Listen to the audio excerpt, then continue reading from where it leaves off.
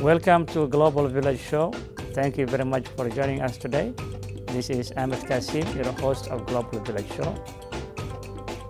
Today we have two great guests, Dr. Ralph Weeks, who is the president of Medicine at College in Medicine Hat and Medicine at and Brooks Campus.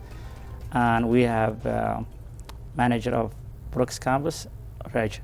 Welcome to Global Village. It's our pleasure to be here. Thank you. Thank you. Could you please tell us a little bit about yourself?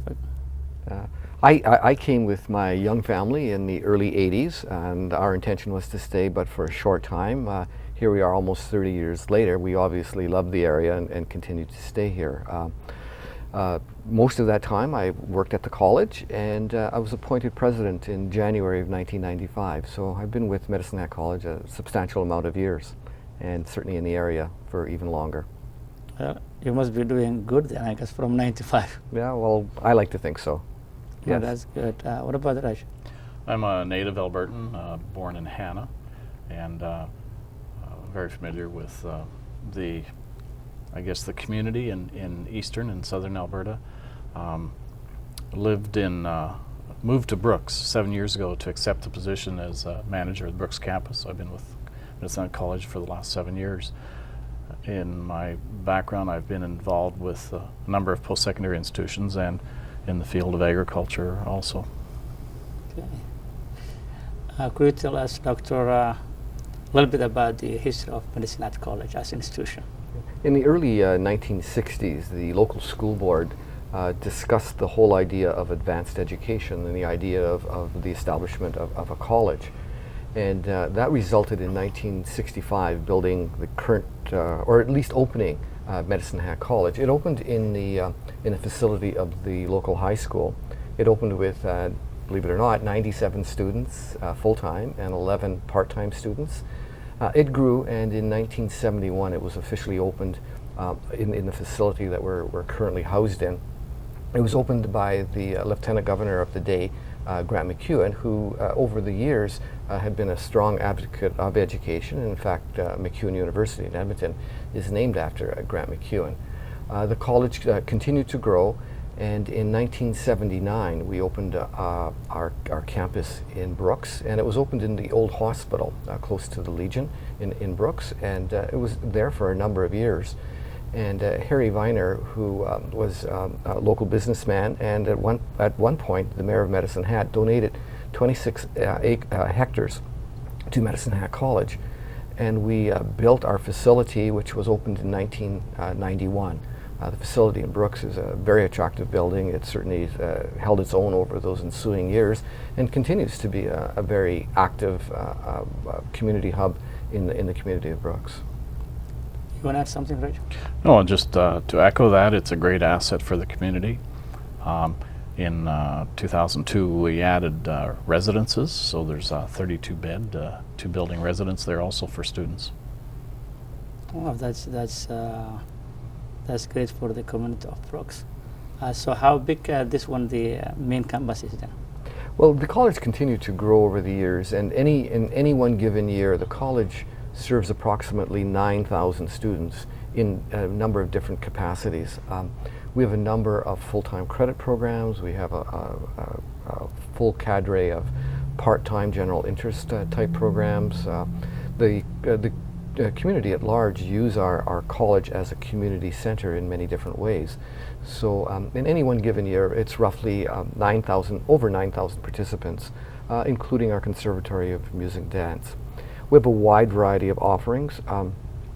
In the 1990s, we began down the avenue of offering degree completion here in Medicine Hat. And so as a result of that, students are able to complete a 4-year degree, and we have that in a number of different areas, including nursing and education, and we're looking at others on a regular basis. Also, we offer 8 different apprenticeship programs. We offer adult development or academic upgrading. We have a number of 1-year certificates, a number of 2-year diplomas. So we view ourselves as a comprehensive college. There is no other opportunity, or very little other opportunity for students. And as much as possible, we would like to provide that training here at home. With regards to the Brooks campus, we have a wide variety of different programs there too. There is a university transfer part of that. At one time, we offered 2 years university transfer. Currently, we offer a number of different courses that can lead towards first and second year of a university degree. There are a number of different certificate and diplomas that are also offered at our Brooks campus. The college needs to be relevant, and so on a regular basis we have to take a look at ourselves and say, how well are we doing? Are we meeting the changing demands of our students? And so on a regular basis we offer new programs and we sunset some programs that may not be working as well any longer for us. And so that process continues. And we need to do that in close consultation with our community. For example, what we do on a regular basis, roughly every 3 to 5 years, we do a community survey and we ask the community what they feel we're doing well, what they think we might want to do differently. That's but one component of it. The other, of course, is whether or not students are attending the program. The real test of how well we're doing is whether or not students are attending our programs and subsequently getting jobs in the field in which they're being trained. And their level of satisfaction while they are a student at Medicine Hat College, whether it's at the campus in Medicine Hat or the campus in Brooks. And so there is a wide variety of different ways of us connecting with our community and asking how well are we doing. The challenge for us, though, is to continue to be relevant and to be nimble. Being nimble means that we're able to change rapidly and quickly, and that's not always easy with an organization like ours that's well established in certain areas. The other part of the college's mandate, though, is beyond training. The training element of it is important so people can get jobs, but the other element of that is to be educated, to be well educated, so that you are a better citizen of the world of Canada. And from that perspective, I think we're doing quite well. Reggie may want to add something along that line. No, I think, in terms of at Brooks and the Brooks community, to a large part, we echo that, obviously on a smaller scale. To some extent, our numbers might be in the 10% area. We also are involved in continuing studies offerings at the Brooks campus. And again, in terms of reacting to community change and enrollment patterns and so on, even this year is a good example of where we're reviewing and reintroducing and introducing new programs this coming year at the Brooks campus. Okay. So all the programs that you mentioned are being consulted or consultation with the community's need. Well, there are many ways that we do that, but in fairness to that question, many of the programs that we currently offer, we've offered for many years. Like most universities and colleges, you establish a certain core. There always has to be the critical mass. You need sufficient students, because what we are, in many ways, we're stewards of taxpayers' dollars, and so there needs to be the appropriate return on that investment. We do know that from research that students that do participate in advanced education earn more money, are less of a burden on society, the social welfare system, healthcare, the penal system. And so we see and we view, Reg and I, that money that is spent by the taxpayer on education is a major investment in the future. And so we continue to be strong advocates of advanced education. But we also, on the other side of the ledger, understand very clearly that there needs to be a sufficient or a critical mass, sufficient number of students, so that we're able to offer that program. For example, it's improbable that a community the size of Medicine Hat, for example, could have a medical school. We just don't have the critical mass of students to be able to put that together. And if we look from a taxpayer's perspective, the amount of money that's involved in training someone to be a medical doctor, it should be done in centralized areas. And so if we look at a province like Alberta, for example, we have 2 medical schools. And if we look at a province like Ontario, I think they have 4 medical schools. So it's that kind of balance that we must always be looking for. So on one side, there is the demand or the requests that we're receiving from the community, but it cannot be your only barometer. It has to be, it's part of the input, a critical, very important part of the input, but there are many other factors that go into making those kinds of decisions. Just to add, consultation and input and feedback from the community is a constant part of our life as an institution, as a post-secondary institution. Many of the programs have formal advisory committees. Our staff, both at Brooks and certainly in Medicine Hat, we live in the community. Many of our staff are involved in different community organizations, volunteering their time. So there's a pretty solid input in terms of just even from staff getting ideas, including all the instructors and so on. So there's a constant kind of feedback mechanism also. Yeah, and we need to move the college forward, and as we begin to look at world events, things that are happening in the world, it also has impact on our faculty, on our staff, and on the college community itself. And so one of the initiatives that we've looked at recently, recently being within the last 10 years or so, is international education.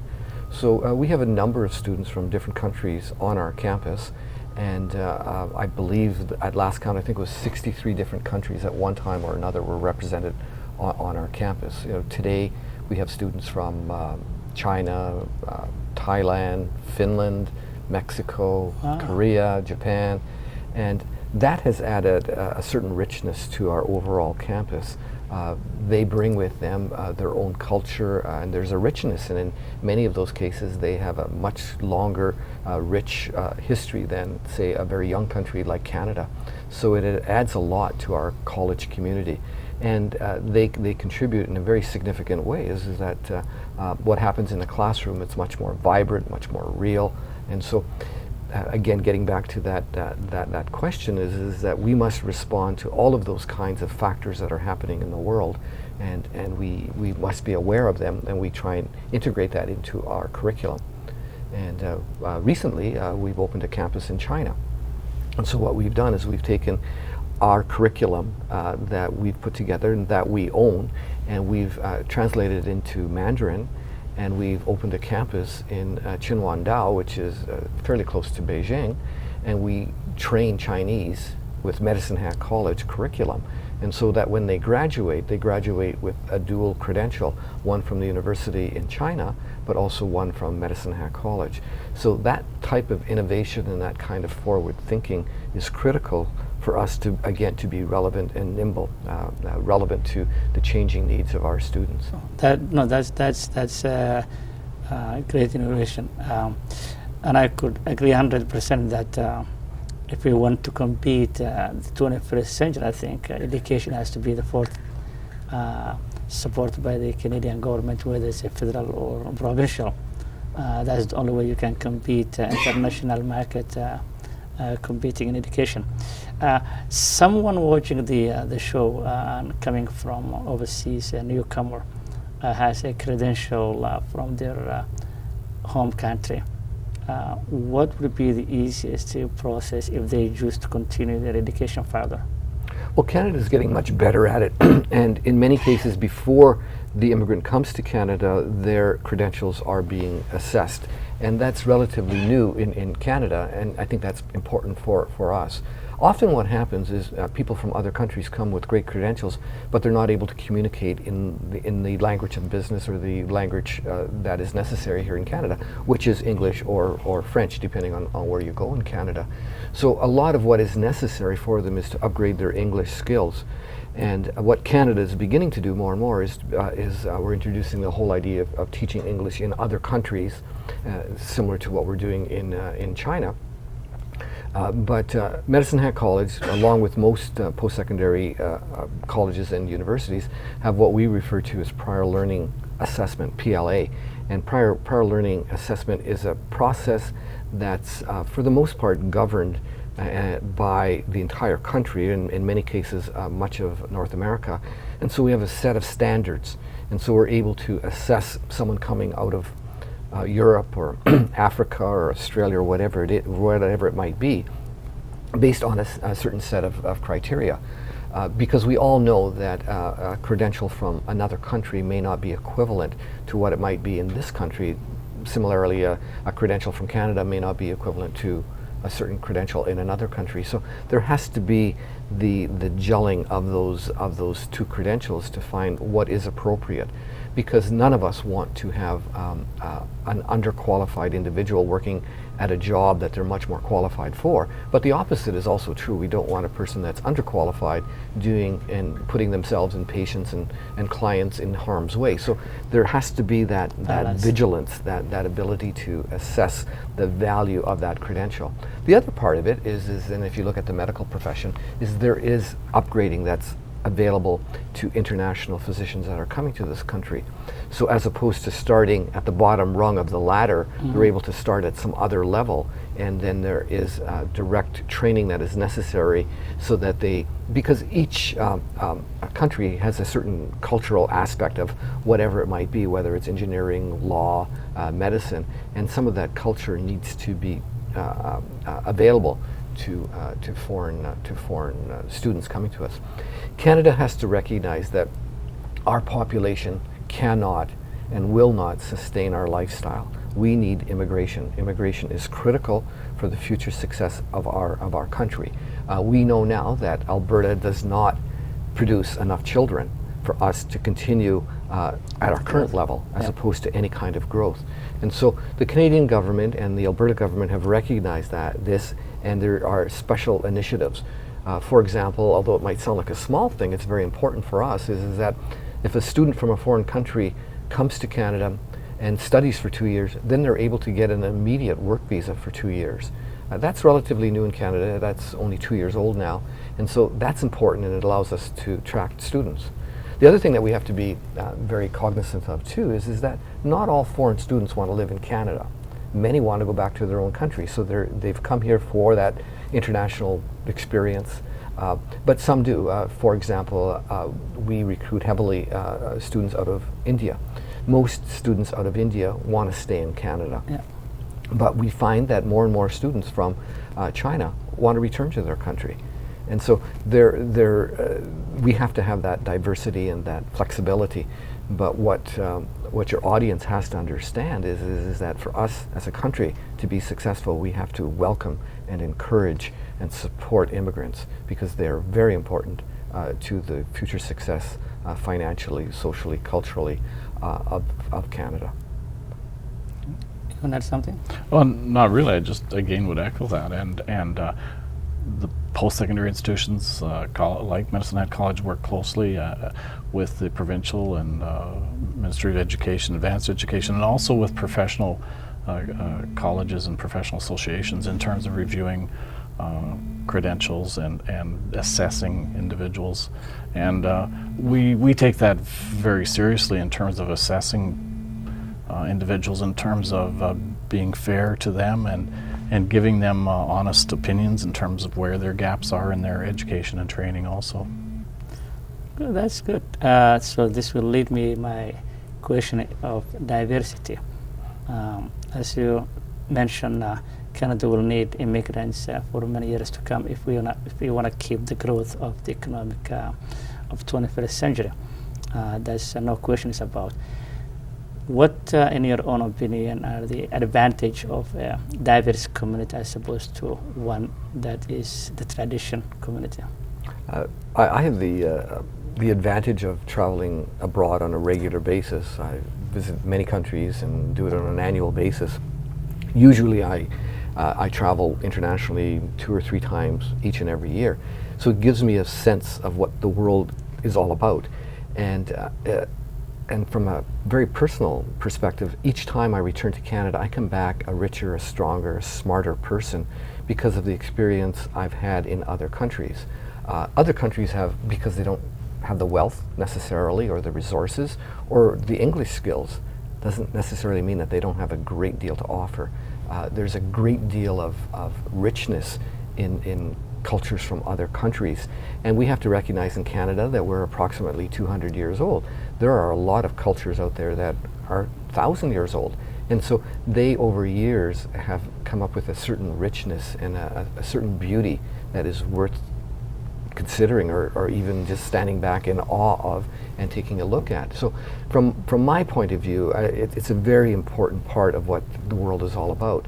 And when we look at the anger and the fighting and the wars around the world, I think if our young people have the opportunity to have a global perspective, to internationalize their education, that potential for fewer wars and fewer anger, the fewer debates is real. And I think that's the kind of investment we need to make in our young people. They have to recognize that it's but one planet, and that we, for the most part, have a great deal more in common and than we have that is in contradiction with each other, and that we need to genuinely and sincerely care about each other.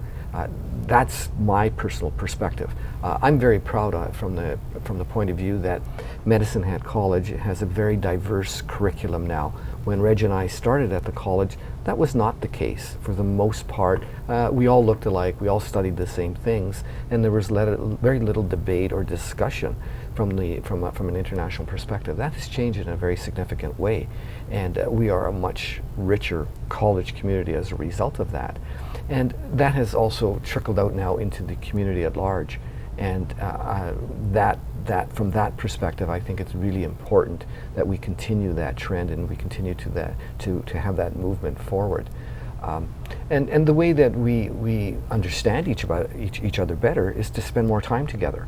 And whether it's our business students in Japan, or our hospitality students in Thailand, or Chinese students here in Canada, we are a much better country, and we can harmonize our differences much more quickly if we understand the beauty that's in the world around us.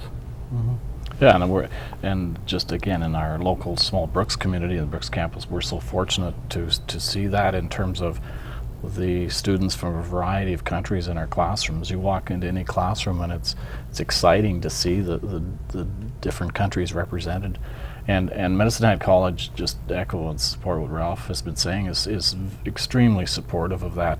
And anyone in our community that's familiar with our Newell Regional Expo initiative, Medicine Hat College provided the financial opportunity to help that society move forward in terms of promoting diversity in the Brooks and Newell region. So that was thanks to Medicine Hat College also.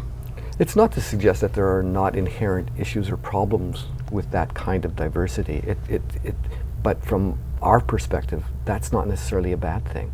It's better to work out those minor differences than to go to war with each other at some later date. We also know that the people that do study abroad generally go back to their home countries and become leaders in those countries. And that's critical, that we're very much aware of what's going on in the world around us. And so that we go back, and whatever it might be that we do, we're better at it because we have an understanding of what's happening out there. And if we look at history and progress, for the most part, it's built on whatever has come before us. And once we were able to transmit knowledge to the next generation, we continue to build on that generation. And so from an international perspective, we're able to build on an international curriculum, a global perspective. And I think the world is a much safer, much better place to live as a result of that.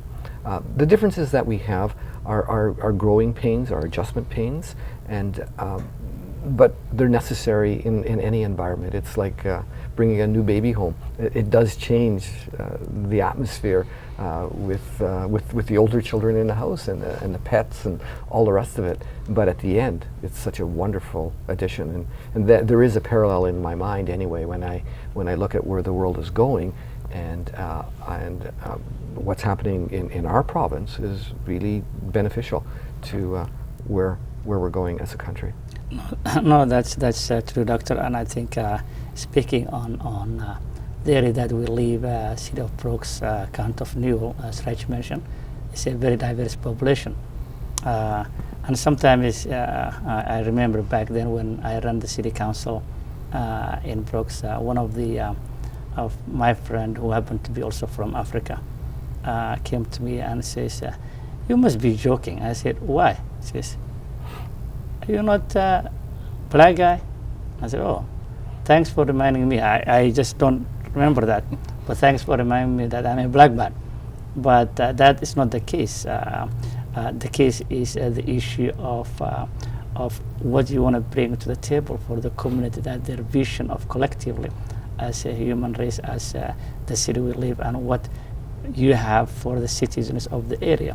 to move on for the next chapter. So that was more likely to show the person that no, we are all in one basket, and if you have something to offer, the community will vote for you regardless of the skin of your color.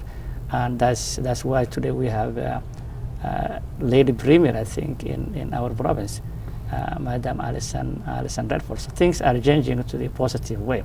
I fully agree with the assessment.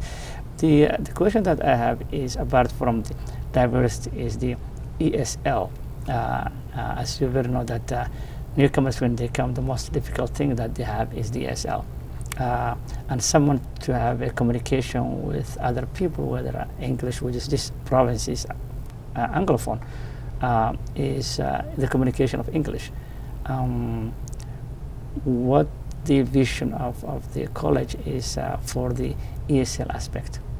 Yeah. Right or wrong, for better or worse, is the language of business throughout the world is English. Yeah. And that's not a decision that was made in Canada. The Yeah. world Yeah. out there has made that decision. Yeah. But as educators, Yeah. we need to provide that opportunity. Yeah. And some other countries have taken up that initiative. And if you take a look at a country like India, you'll find quite often that the person driving the taxi or if you had to go in for dental care will speak very good English, because it's taught at all levels. Yeah. Also, if you spend time in Africa, you'll find that in many countries they'll speak 3 languages. Yeah. They'll speak their tribal language, they'll speak Swahili, and they'll Yeah. speak English. Yeah. And so that we do have a responsibility, we have an obligation to provide English skills to Canadians, but also to anyone that is choosing to live in Canada.